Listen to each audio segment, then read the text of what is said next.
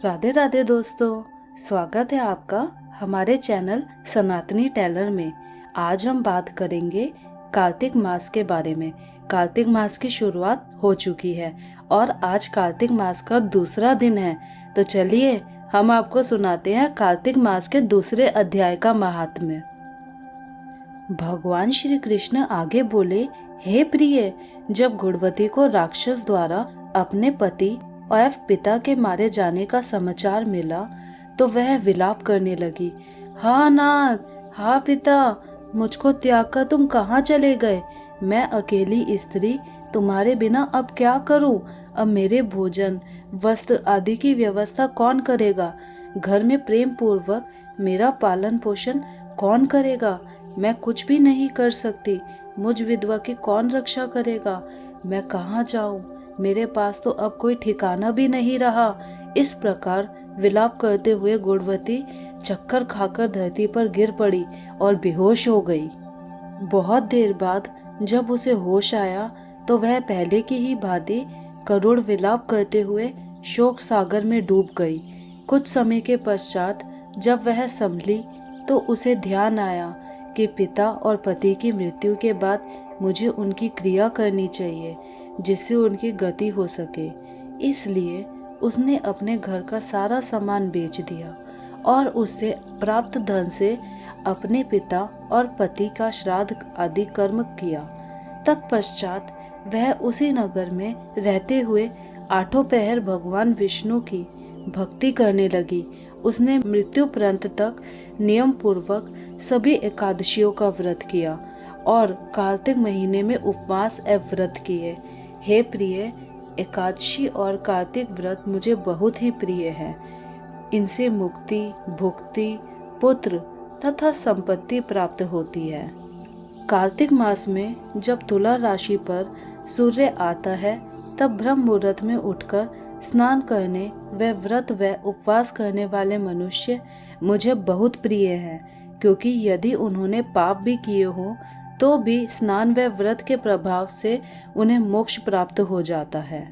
कार्तिक में स्नान, जागरण, दीपदान तथा तुलसी के पौधे की रक्षा करने वाले मनुष्य साक्षात भगवान विष्णु के समान हैं। कार्तिक मास में मंदिर में झाड़ू लगाने वाले, स्वास्तिक बनाने वाले तथा भगवान विष्णु की पूजा करने वाले मनुष्य जन्म मरण के चक्कर से छुटकारा पा जाते हैं। यह सुनकर गुणवती भी प्रतिवर्ष श्रद्धा पूर्वक कार्तिक का व्रत और भगवान विष्णु की पूजा करने लगी। हे प्रिय, एक बार उसे ज्वर हो गया और वह बहुत कमजोर भी हो गई। फिर भी वह किसी प्रकार गंगा स्नान के लिए चली गई। गंगा तक तो वह पहुंच गई, परंतु शीत के कारण वह बुरी तरह से कांप रही थी। इस कारण वह शिथिल हो गई। तब मेरे दूत उसे मेरे धाम ले आए। तत्पश्चात ब्रह्मा आदि देवताओं की प्रार्थना पर जब मैंने कृष्ण का अवतार लिया तो मेरे गण भी मेरे साथ इस पृथ्वी पर आए, जो इस समय यादव है। तुम्हारे पिता पूर्व जन्म में देव शर्मा थे तो इस समय सतराजीत है। पूर्व जन्म में चंद्र शर्मा जो तुम्हारा पति था वह डाकू है, और हे देवी, तू ही वह गुणवती है। कार्तिक व्रत के प्रभाव के कारण ही तू मेरी अर्धांगिनी हुई है। पूर्व जन्म में तुमने मेरे मंदिर के द्वार पर तुलसी का पौधा लगाया था। इस समय वह तेरे महलों के आंगन में कल्प वृक्ष के रूप में विद्यमान है।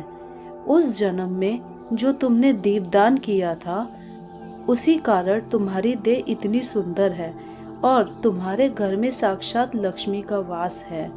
चूंकि तुमने पूर्व जन्म में अपने सभी व्रतों का फल पति स्वरूप विष्णु को अर्पित किया था, उसी के प्रभाव से इस जन्म में तुम मेरी प्रिय पत्नी हुई हो।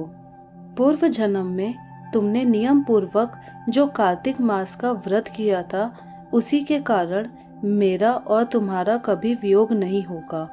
इस प्रकार कार्तिक मास में व्रत आदि करने वाले मनुष्य मुझे तुम्हारे समान प्रिय हैं। दूसरे जप, तप, यज्ञ, दान आदि करने से प्राप्त फल कार्तिक मास में किए गए व्रत के फल से बहुत थोड़ा होता है, अर्थात कार्तिक मास के व्रतों का 16वां भाग भी नहीं होता है। इस प्रकार सत्यभामा भगवान श्री कृष्ण के मुख से अपने पूर्व जन्म के पुण्य का प्रभाव सुनकर बहुत प्रसन्न हुई। तो दोस्तों, यह थी कार्तिक मास के अध्याय 2 की गाथा। अगर आपको हमारी ये वीडियो अच्छी लगी हो तो वीडियो को लाइक करके चैनल को सब्सक्राइब करना ना भूलें और अपने साथ के सभी लोगों में शेयर जरूर करें। जय माता दी।